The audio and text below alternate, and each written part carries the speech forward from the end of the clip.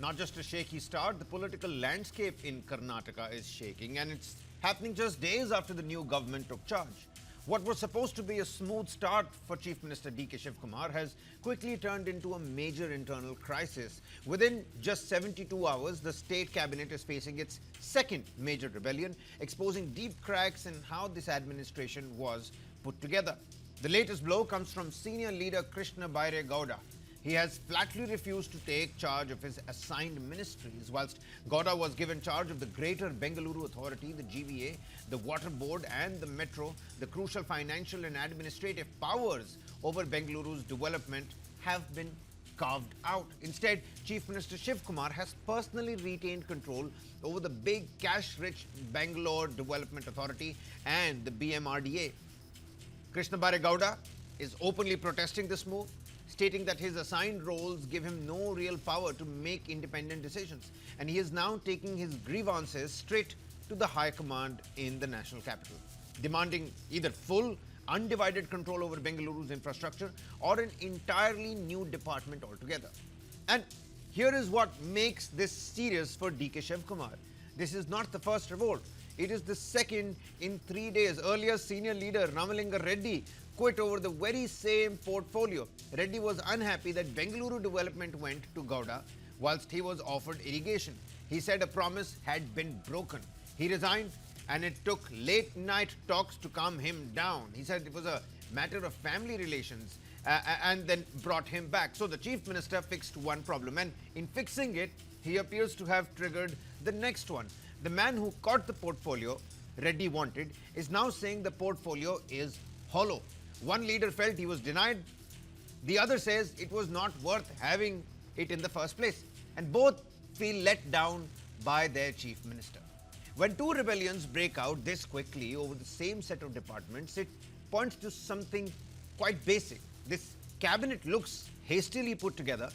The overlapping promises around key portfolios suggest there was confusion from the start about who was getting what. And the deeper problem is the splitting of ministries whilst crucial power stayed with the chief minister himself. And when you divide responsibilities but keep the real authority at the top, don't you weaken accountability? Ministers are left holding titles without the levers that make those titles mean anything in the first place. And that is exactly what Gowda is protesting. There is also a notable gap. The cabinet has no women ministers, which has reinforced a sense that this is an incomplete cabinet assembled in a hurry rather than built with care. So, what does all this add up to for D.K. Shivakumar? Several things, none of them comfortable. First, the repeated trips to Delhi by the ministers are undermining his own authority at the worst possible time. Early in his tenure, when he most needs to look in for command, his ministers are going over his own head to the high command to settle disputes he should be settling himself in Bengaluru. Second, there is a real governance cost. Bengaluru's big infrastructure projects depend on these very departments. While the turf war drags on, major files could stall. The Water Board, the Metro, the development agencies, all of these touch the daily lives of people in the city, and all of them are now caught in this power tussle. Number three, the worst may not be over. There are still cabinet berths to fill. Every expansion is another chance for something to feel passed over, which means a fresh round of rebellions is entirely possible. And add to that the growing factionalism, and you have a real threat to the government's stability at large. And the opposition is watching, mind you. They will almost certainly use this to push a single story that this government cannot govern itself, let alone the state. The danger for D.K. Shivakumar is that he ends up spending more time managing dissent than actually managing and running the state of Karnataka. We've got credible voices on the panel tonight. The big questions that we must underscore: can D.K. Shivakumar manage these internal rebellions and still run the government effectively? Why did the chief minister keep the most powerful development agencies with himself? Is this caution or is this control? And with big Bengaluru projects at risk of delay, how will this now affect ordinary citizens and the state's development? Ashok K.M. Gowda, spokesperson for the BJP, with us on the broadcast. Nikhil Jain, political analyst, with us on the broadcast. Mr. Vijay Grover, senior journalist. Many thanks for taking out the time, Mr. Grover. You know, Nikhil, let's get the snowball rolling here. Krishna Byre Gowda has not even taken charge of his department. This is happening, by the way, right after Ramalinga Reddy. So one has to question what must be going on in the minds of the people of Karnataka. He's already gone to Delhi complaining that the key agencies remain with the chief minister. This was a hollow portfolio. If everything is really fine, like the Congress party is putting out, why are ministers approaching the high command instead of resolving issues within the cabinet? And it certainly doesn't augur well for DK Shivakumar himself. It seems like he can't keep the house intact himself, and the ministers are running to the national capital at every given and possible chance. So I have a different thing most people might put. I also feel that this is actually healthy. We are being a situation wherein politicians, MLAs are talking to the High Command, talking to the Chief Minister in order to get a better share of power. Now, so far as the question is concerned, why did Gowda not give the entire bank development portfolio?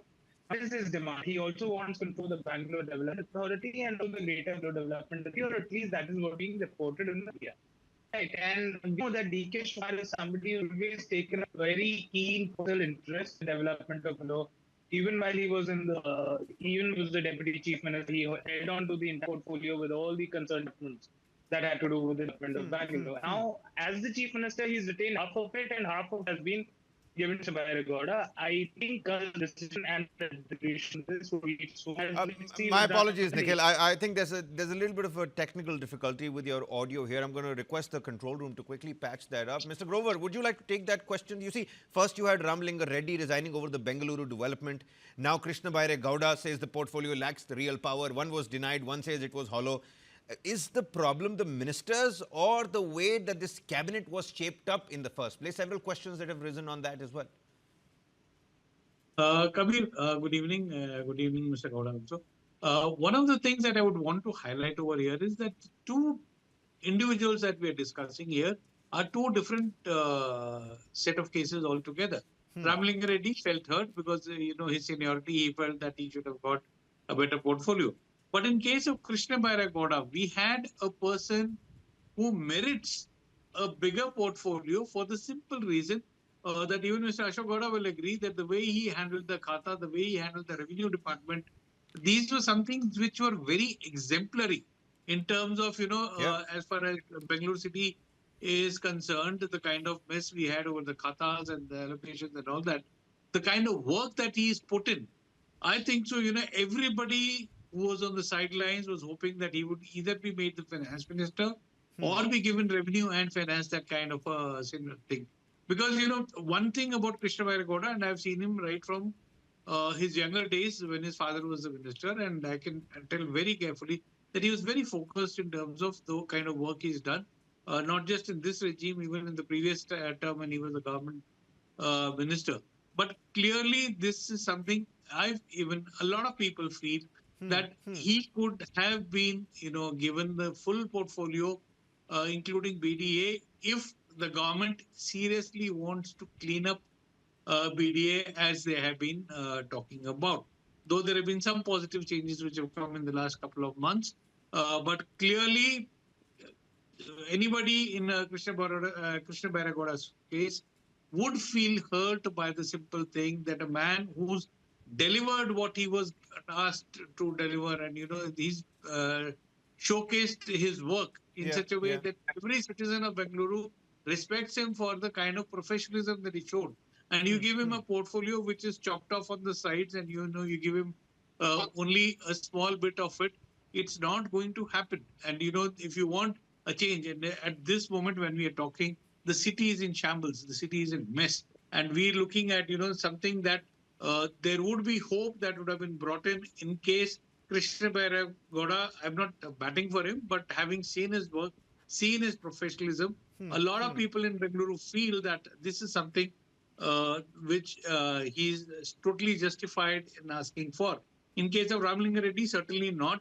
It's only on the basis of seniority that he wanted a higher portfolio, because maybe he's done a good job as a transport minister, but beyond that, nothing more to claim or stake claim for anything bigger than that. K.H. Muniappa, you would not want to discuss, because somebody who's asking for DCM just because he's the loyalist of the Gandhi family certainly doesn't merit that kind of discussion at all. But when it came to Krishna Byre Gowda, you think it was just desserts that he should have gotten the revenue department, because you've seen him work up closely, especially with the khatas as well. I can see Nikhil is back with us. Nikhil, please complete your thoughts on this first one. And what Mr. Grover was also saying, that it seems like the just desserts were taken away from Krishna Byre Gowda in this particular case. Kabir, I don't particularly see it as a question of Mr. Byre Gowda not being given what he deserves. I see it more as a point about DK Shivakumar having a personal and keen interest in Bangalore Development portfolios. Worked really hard for that portfolio while he was a deputy chief minister, and has always had a keen interest in the development of the capital city of the state.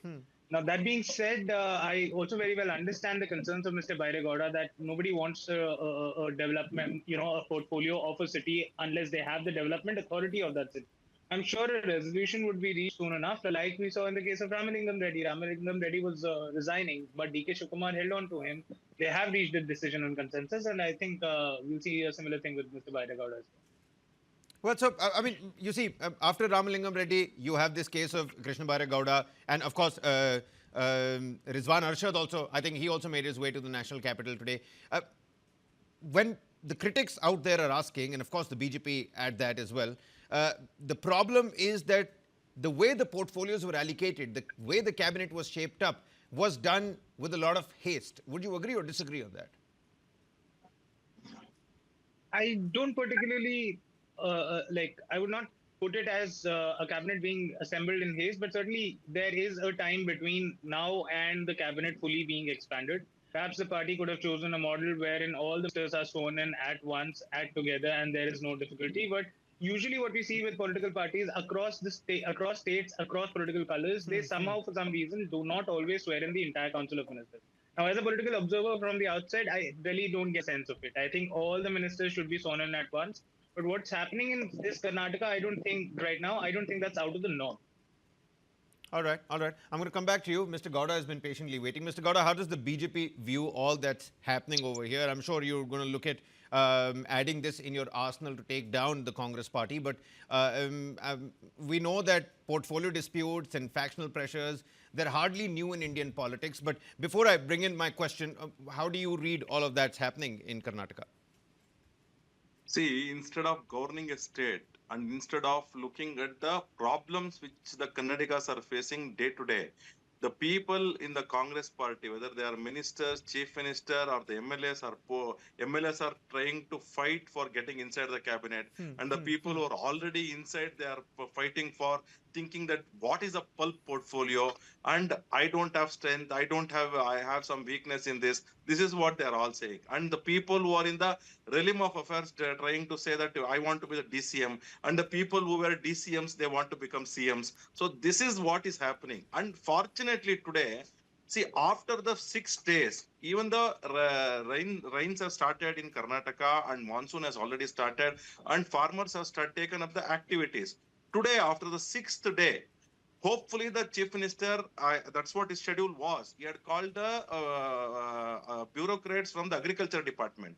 And even till today, he has not called anybody from the education department, because the education department also last year, it suffered a lot because of they did not provide shoes, textbooks, but all etc things. Until today, nothing has happened on that front. That is all this one part. And now coming to Krishna Byre Gowda. Krishna Byre Gowda has been assigned with a GBA and BWSSP. That itself is a very critical, because in GBA itself, there is a problem of solid waste management. There is a problem of STP. There is a drainage system, Rajakalves, which is a problem. And fixing all this has become a task, because e-Khata is a problem. CCOC has become a problem. And with all these things, if somebody says that I am a highly qualified, I have worked in UN, etc., let him fix all these things. Why is he looking for BDA, which is just a development authority? It is not even a development body. Please remember this. They acquire the land, they develop the sites, and they give some plan sanctions. That's all. Nothing else more. BMRDA is also same. That too, BMRDA is LPS, local planning authorities. They are only plan sanctioning authorities. They don't even have powers to acquire a land. So when these are the cases, why Krishna Byre Gowda is fighting? You know why? What is the reason? They think that it's pulp. Pulp is what? There is a money involved here. And that is what Congress means. Congress means that Krishna Byre Gowda in a closed doors, he says that I want to become a chief minister, so I want to chunk as much as possible. And this is what is a problem with the Congress ministers. Everybody thinks that, like, instead of serving the Karnatakas, they think that I can churn the money and then I want to get into the bigger post. And this is the problem of Congress party. They don't know how to govern a state. Okay. They don't know what is Mr. the Grover, concern of a people. do you agree with what Mr. Gowda here is saying? Is greed now seeping into this portfolio allocation? Because, you see, I must ask you what this episode really tells us about the Congress leadership's decision-making. What does this tell us about the High Command creating confusion by trying to satisfy maybe too many players in one go? And DK Shivakumar, within just 6-7 days, within less than a fortnight, has he already lost valuable political capital at the very beginning of his tenure? Well, see, very clearly, I would not agree with the greed bit as far as Krishna Byre Gowda is concerned. Certainly, if you don't have the entire power, you can't be made in charge of 5 corporations and say that, okay, you are not in charge of the BD. So, again, it has to go to another minister and another thing as far as sanctions and layouts are concerned. He only wants clarity, and that clarity was certainly not given to him.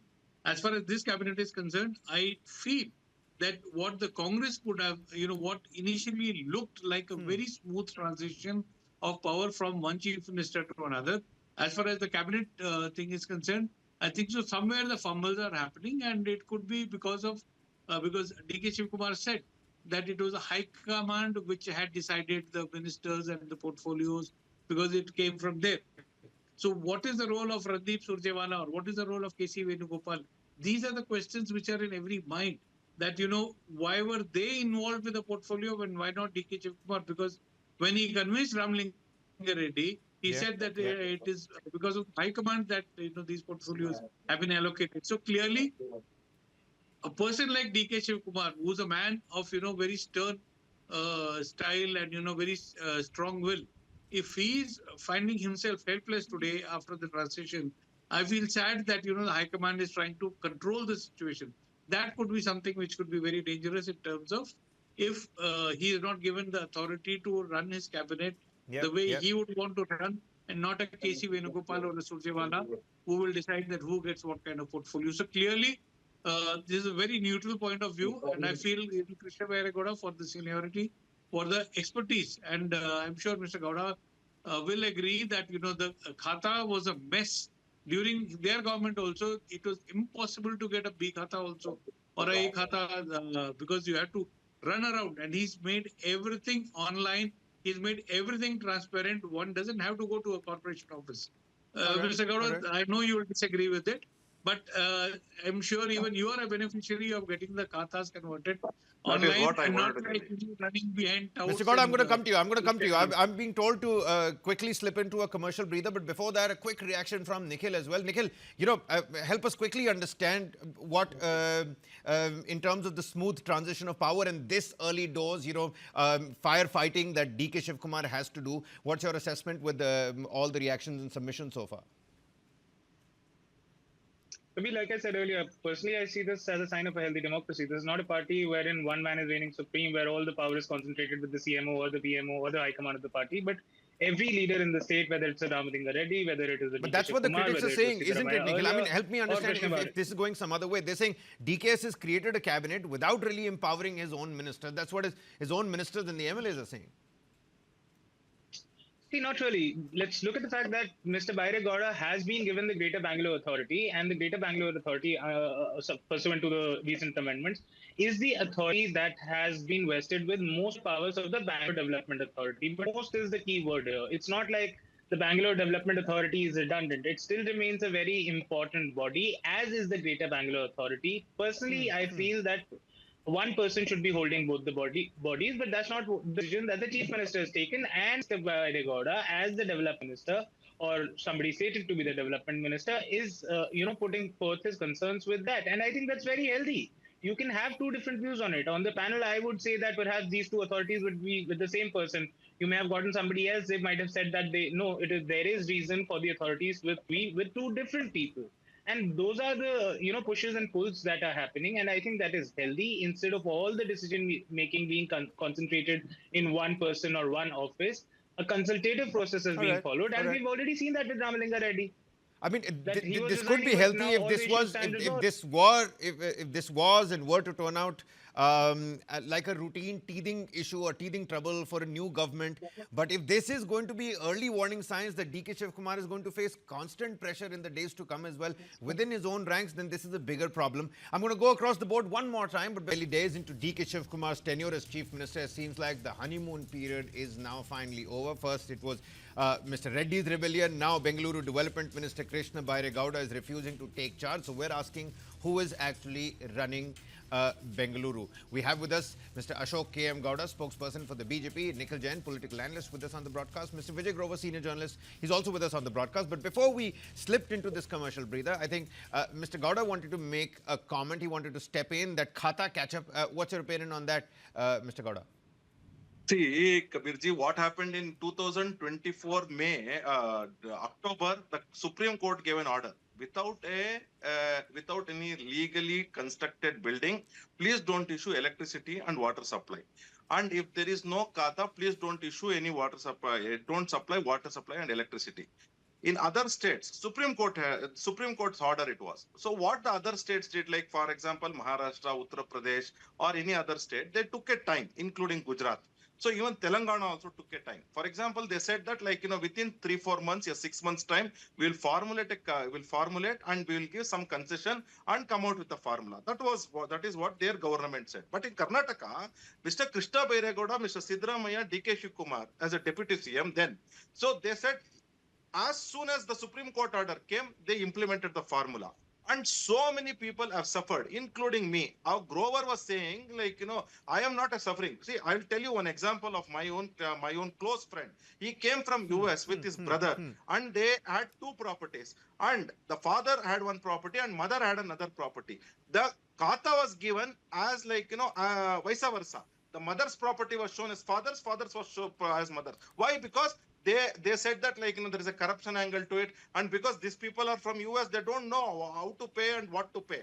So I had to intervene. You know what is the amount they asked for? 3 lakh rupees. Who is going to pay 3 lakh rupees? And so they said that instead of spending 7 lakh rupees going and coming, and it's better to pay 3 lakh rupees. This is what the mindset of the Congress party is. And that is why they create a new law and new formulas. And Mr. Krishna Byre Gowda, if he had a talent, I am even suffering today for my podi problems. My own land podi problems. His close friends' podi problems will be solved. But whereas the general public's podi problem is not solved. Of course, yes, on paper, on rules, everything looks good. But when it comes to implementation, only Congress supporters and the chelas of the Congress ministers' files will be cleared. And whereas the Karnataka'S problems, common Karnataka problem will not be solved. And this is what is the problem, what we are questioning. If it is a problem-solving issue, it should be solved for everybody. Why only for congressmen? Why only for congressmen? Okay, now let's come to the GBA problem. There is so much to do in GBA. Solid waste management has become a big problem. In fact, DK Shivakumar in 2024 December, I remember the date also, 21st of December, he said, if I were to be in control of the entire system, I could solve the problem of solid waste management. And he said, he quoted an examples of Japan, he quoted an example of Indore, he quoted so many. I am also we remember planner. that. We remember that. I know the but solution. you see, Mr. Gowda, we also remember, Minister R. Ashok, who made tall promises about filling potholes. Not once did the BJP fill, and the pothole problem still exists. So there is work to do with the GBA. I personally, I understand. You see, you spoke about the common Karnataka out there. Bengaluru faces challenges ranging from traffic. It started raining. You yourself pointed out, whenever it rains, the electronic city turns into a swimming pool. There's flooding. There is infrastructural and urban planning woes. So, Nikhil, you see, again, shifting the focus back on the common man out there, the common Karnataka. If ministers are fighting over control rather than actual delivery, what message do you think this is now sending out to the citizens? No, Kavi, you used quite the right word a while ago, that these are teething problems. You have a new cabinet being sworn in. So obviously there'll be some time before the cabinet gets into full function, before every minister is appointed and the responsibilities are meted out between and, distributed between the ministers properly. So far as the issue of the common man's problems in Bangalore not being, or in Karnataka not being solved, Mr. Gowda seems to have this opinion that only Congress workers and Congress leaders can get this issues resolved and nobody else can. If that is indeed the case, why don't you approach the court? Because the fact is that is not the case. I'm not saying that the government in Karnataka is perfect. No government is ever perfect. But Nikhil, I the only government is tried to trying to make compare it. if these were teething problems to whether this was going to be a coup after another from within DK Absolutely Shivkumar's not. own ranks. So, I Abs- mean, that was a absolutely comparison that I've tried to make.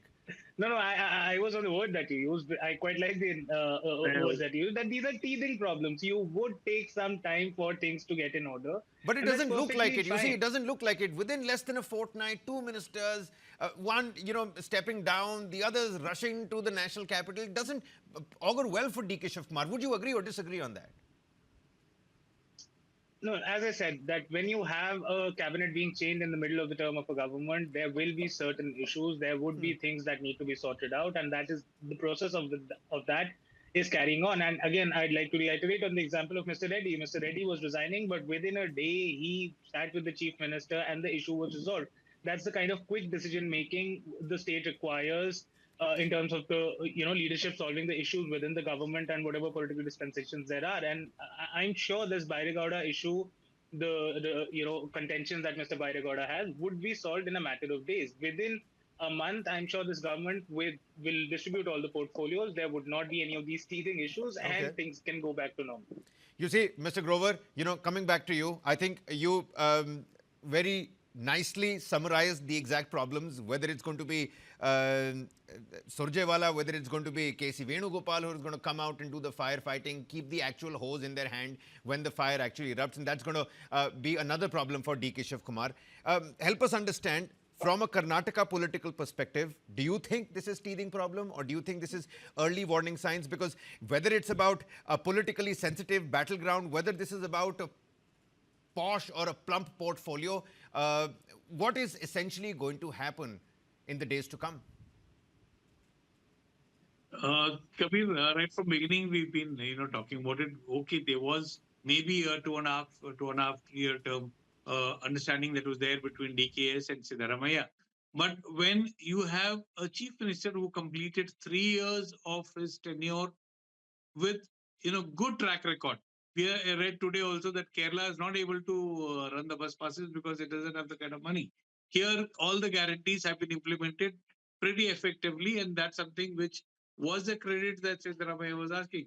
And here, it was the Congress party which put the speed breaker. Like Nikhil said, this might be teething issues. Mr. Gowda thinks that this is a lot more than teething issues. Then GBA has to be looked at with a more grave significance. There's a lot of issues at play over here. And the biggest question of it all, whether it's Bengaluru or the High Command or National Capital that's really running Karnataka. Because you see, a government's toughest test often comes not from the opposition, but from its own cabinet table. And for DK Shivkumar, the challenge is no longer winning power, it's now managing it. Mr. Grover, you're back with us. Final 30 seconds. Would you like to complete your thoughts?